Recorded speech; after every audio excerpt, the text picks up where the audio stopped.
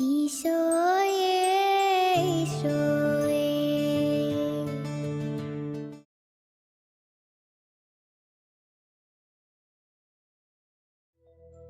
വിശുദ്ധ ലൂക്കാ എഴുതിയ സുവിശേഷത്തിൽ നിന്ന്.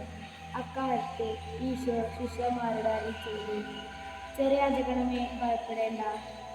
എന്തെന്നാൽ നിങ്ങൾക്ക് രാജ്യം നൽകാൻ നിങ്ങളുടെ പിതാവ് പ്രസാദിച്ചിരിക്കുന്നു. നിങ്ങളുടെ സമ്പത്ത് വിറ്റ് ദാനം ചെയ്യുകയും പഴകിപ്പോകാത്ത പണസഞ്ചികൾ കരുതി വയ്ക്കുകയും ഒടുങ്ങാത്ത നിക്ഷേപം സ്വർഗത്തിൽ സംഭരിച്ചു വയ്ക്കുകയും അവിടെ കള്ളന്മാർ കടന്നു വരികയോ ചിതൽ നശിപ്പിക്കുകയോ ഇല്ല. നിന്റെ നിക്ഷേപം എവിടെയോ അവർ നിന്റെ ഹൃദയവും. പത്രോസ് ചോദിച്ചു, കർത്താവേ, നീ ഈ ഉപമ പറയുന്നത് ഞങ്ങൾക്ക് വേണ്ടിയോ എല്ലാവർക്കും വേണ്ടിയോ?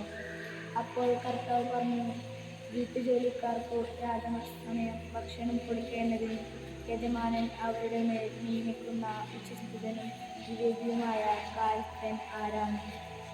യജമാനൻ വരുമ്പോൾ ജോലി വ്യാപൃതനായി കാണപ്പെടുന്നതിന്റെ ഭാഗ്യവാൻ. സത്യമായി ഞാൻ നിങ്ങളോട് പറയുന്നു, അവൻ തൻ്റെ സകല സ്വത്തുക്കളുടെയും മേൽ അവൻ നിയമിക്കും. എന്നാൽ ആ ഭൃത്യൻ തൻ്റെ യജമാനൻ വരാൻ വൈകും എന്ന് ഉള്ളിൽ കരുതി യജമാനൻ തൻ്റെ ദാസിമാരെയും അടിക്കാനും പിന്തുപിടിച്ച് ഉന്മത്തനാകാനും തുടങ്ങിയാൽ പ്രതീക്ഷിക്കാത്ത ദിവസത്തിലും അറിയാത്ത മണിക്കൂറിലും യജമാനൻ വരികയും അവനെ ശിക്ഷിച്ച് അവൻ്റെ പങ്ക് അവിശ്വാസികളോടുകൂടെ ആക്കുകയും ചെയ്യും.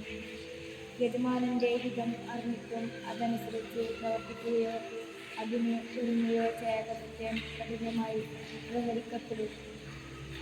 എന്നാൽ അറിയാതെയാണ് ഒരുവൻ ശിക്ഷാർഹമായ തെറ്റ് ചെയ്തെങ്കിൽ അവൻ മൃദുവായി പ്രഹരിക്കപ്പെടുകയുള്ളൂ.